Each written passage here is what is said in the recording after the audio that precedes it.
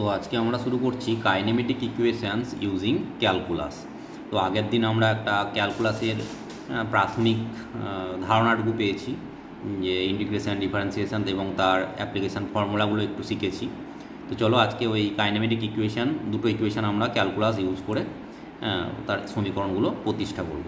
তো first equation হচ্ছে V equals to you plus A T and second equation S equals to UT plus half এটি square. তো শুরু করি। হচ্ছে suppose a car is moving with initial velocity U after time T, its velocity is V due to an acceleration A. আমি মনে করছি যে এই কারটা একটা ও থেকে যাত্রা শুরু করেছে। প্রথমে তার ভেলোসিটি ছিল, প্রাথমিক একটা ভেলোসিটি ছিল ইউ, এবং টি সময় পর তার গতিবেগটা হলো, ফাইনাল ভেলোসিটি হলো ভি, আর একটা কনস্ট্যান্ট অ্যাক্সিলারেশন নিয়ে কিন্তু কারটা মুভ করেছে। আর কারটার হচ্ছে position is a function of time, আর এই ভেলোসিটি, ফাইনাল ভেলোসিটি, এটাও কিন্তু একটা ফাংশন অফ টাইম। তাহলে এই জিনিসগুলো আমরা কিন্তু অ্যাজিউম করে নিচ্ছি, ঠিক আছে। তো নেক্সট শুরু করি আমি যে ওই সমীকরণটায়। প্রথম সমীকরণটা হচ্ছে কি, v equals to you plus at. তো এখন আমরা জানি যে অ্যাক্সিলারেশন, প্রথম যে ক্যালকুলাসে যে একটা ফিজিক্সের অ্যাপ্লিকেশান দিয়েছিলাম স্লাইডটায়, সেই স্লাইডটায় আমি বলেছিলাম যে অ্যাক্সিলারেশনকে আমরা লিখতে পারি ডিভি ডিটি, হ্যাঁ, আর ভেলোসিটিকে লিখতে পারি ডিএক্স ডিটি। তো শুরু করছি, the defining equation for acceleration is A equals to DV D T. অর্থাৎ ভেলোসিটি যদি ফাংশন অফ টাইম হয় তাহলে কিন্তু অ্যাক্সিলারেশনকে আমরা ডিভি ডিটি দিয়ে প্রকাশ করতে পারবো। এই অ্যাক্সিলারেশনটা হচ্ছে কিন্তু একটা কনস্ট্যান্ট অ্যাক্সিলারেশন, মানে অ্যাক্সিলারেশনটা কিন্তু এখানে আমরা মনে করছি না যে এটা টাইমের ফাংশন, মানে টাইমের রেসপেক্টে অ্যাক্সিলারেশন কিন্তু বাড়বে না। ওই যে গাড়িটা যাচ্ছিল, এই গাড়িটা কিন্তু একটা কনস্ট্যান্ট অ্যাক্সিলারেশন নিয়ে যাচ্ছে, এটা কিন্তু আমরা ধরে নিয়েছি এখানে, সেইভাবেই আমরা কিন্তু এগোবো।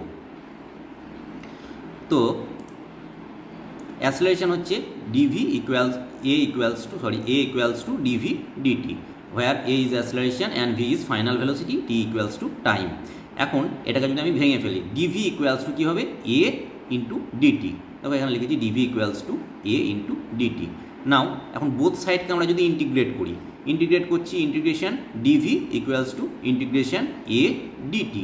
এখন ভেলোসিটি ডিভি এর ইন্টিগ্রেশনটা মানে হচ্ছে কি, এটা হচ্ছে একটা ইনফাইনিটেসিমাল ভেলোসিটি। এই ভেলোসিটির ইন্টিগ্রেশন যদি আমি করি তাহলে টোটাল ভেলোসিটিটা পাবো, সেই টোটাল ভেলোসিটিটা হচ্ছে ভি। আর এখানে এ যেহেতু একটা কনস্ট্যান্ট অ্যাক্সিলারেশন, সেই জন্য ইন্টিগ্রেশনের বাইরে এ কিন্তু বেরিয়ে আসছে, শুধু ইন্টিগ্রেশনটা থাকছে কার উপর, ডিটি এর উপর, প্লাস একটা ইন্টিগ্রেশন কনস্ট্যান্ট সি, যেহেতু একে ইন্টিগ্রেট করে ফেলেছি আমি। হ্যাঁ, এখন ডিটি এর ইন্টিগ্রেশন মানে কতটা সময় জুড়ে এই অ্যাক্সিলারেশন এর হওয়ার জন্য ভি ভেলোসিটিটা হয়েছে, সেইটা কি, সেটা হচ্ছে যে টাইমটার জন্য আমরা নিয়েছি।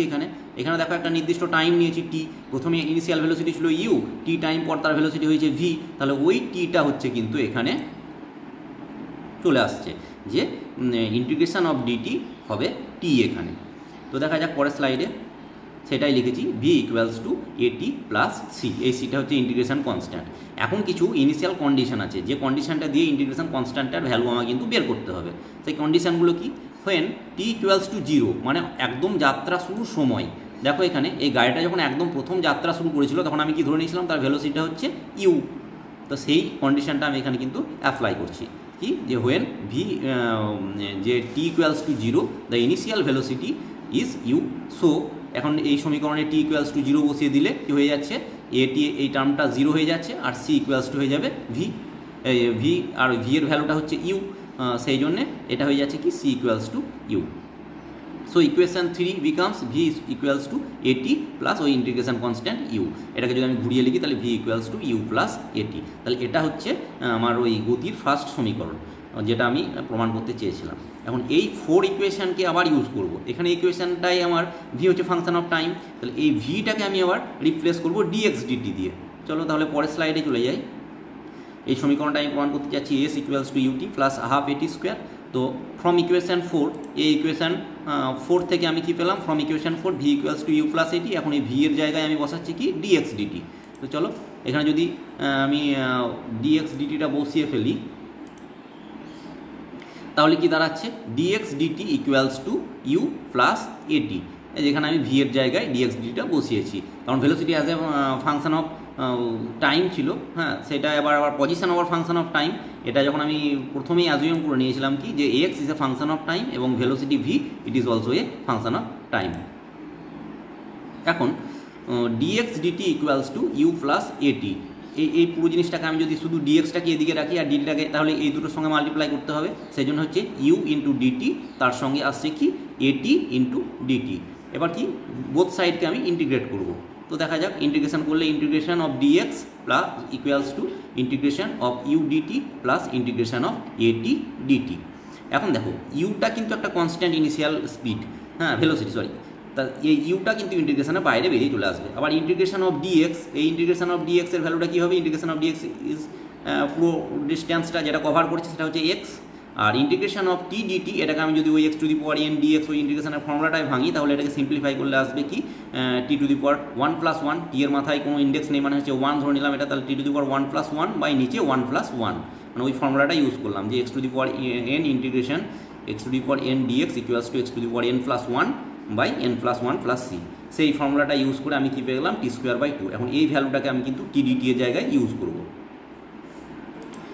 তো x equals to u integration of dt plus a integration t dt plus একটা ইন্টিগ্রেশন কনস্ট্যান্ট, এখানে ইউ হচ্ছে কনস্ট্যান্ট ইনিশিয়াল ভেলোসিটি, এ হচ্ছে কনস্ট্যান্ট অ্যাসেলারেশন অ্যান্ড সি হচ্ছে ইন্টিগ্রেশন কনস্ট্যান্ট।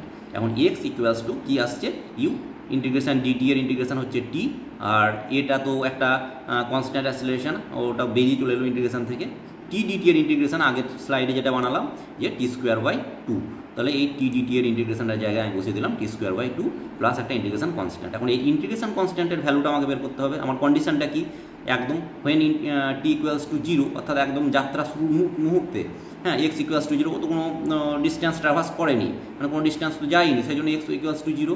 এখন টি ইকুয়ালস টু 0 বসিয়ে দিলে ইউটি টার্মটাও 0 হয়ে যায়, এটি স্কোয়ার টার্মটাও 0 হয়ে যায়, আর পরে থাকছে কি x equals to 0, so integration constant is itself a 0, c equals to 0। তো এই ইকুয়েশনটা থেকে তাহলে আমরা কী পাচ্ছি, ইকুয়েশন 6 থেকে পাচ্ছি x equals to UT plus half এটি স্কোয়ার। তাহলে আমরা কি পৌঁছে গেলাম একটা যে অতিক্রান্ত দূরত্ব কীভাবে বের করা যায় ফ্রম ইন্টিগ্রেশন। আবার কী পেলাম একটা যে ভেলোসিটির ইকুয়েশন, সেটাই বা কী করে বের করা যায় উইথ অ্যাপ্লিকেশন অফ ক্যালকুলাস। তাহলে এই দুটো সিম্পল আগে ফর্মুলাগুলো আমি বের করে রাখলাম, V equals to you plus A T, S equals to UT plus half এটি স্কোয়ার। এবার এই ফর্মুলাগুলো যে ইন্টিগ্রেশনভাবে বের করলাম, আমার প্রবলেমগুলো থাকবে কি, আমাকে ওখানে প্রবলেমগুলোতে আবার কিন্তু ইন্টিগ্রেশনটাকে ইউজ করতে হবে ঠিক এইভাবেই, হ্যাঁ। তো এরপরে আমরা কিন্তু ওই এক্সাম্পলগুলো আলোচনা করব। আজকে কিন্তু এটুকুই থাকবে।